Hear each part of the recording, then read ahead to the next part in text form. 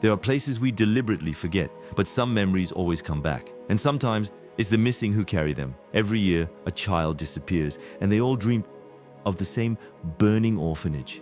This isn't a made-up story, it's a legend born of silence.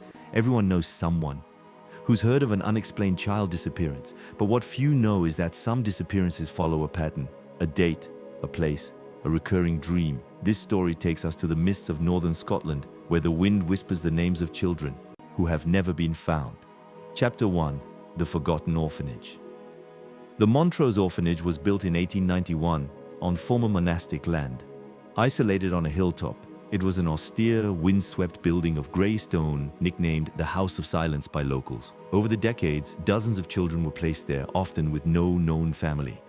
But one strange thing persists in the archives. Very few adoptions, very few returns to normal life, as if the children were already disappearing even before the fire.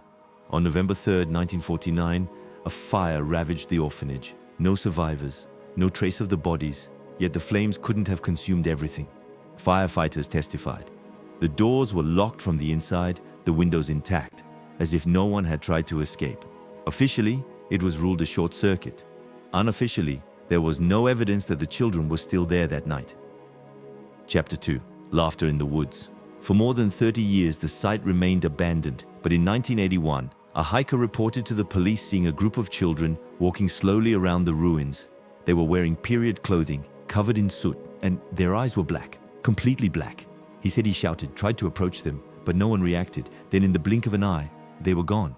Since then, several similar reports have been pouring in every year, always between November 2nd and 4th. Children's laughter in the woods with no school nearby. Figures seen near the old building. Toys found in the dead leaves, old and marked with the initials of children reported missing in the 1950s.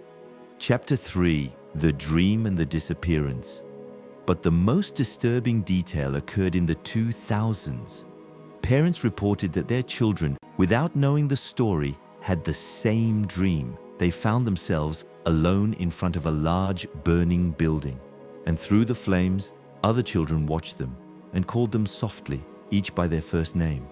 Shortly after, these children disappeared, without a trace, without witnesses, some in their sleep, others during a simple school outing. Every year, a child disappears within a 10 kilometers radius of the ruins, always around November 3rd. Chapter 4. The Censored Files.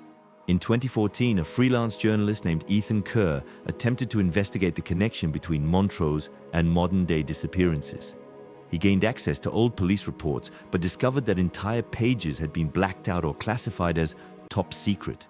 Shortly after publishing his first articles online, he too disappeared.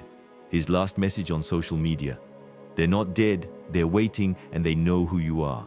Chapter 5. Theories. Several theories circulate. Time loop. The children of 1949 are reliving their last night eternally and are seeking to replace their presence with others. Forbidden Celtic ritual. The Montrose grounds were once used for child sacrifices. The orphanage was said to have been a shield, egregore of pain. Collective sadness and forgetfulness are said to have created an entity that attracts children sensitive to certain vibrations. Hidden organization.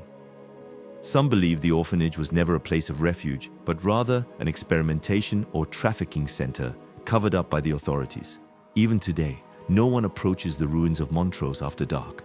Trees have grown around them, but the air remains icy, even in summer. The rare visitors speak of a feeling of being watched by small, invisible eyes.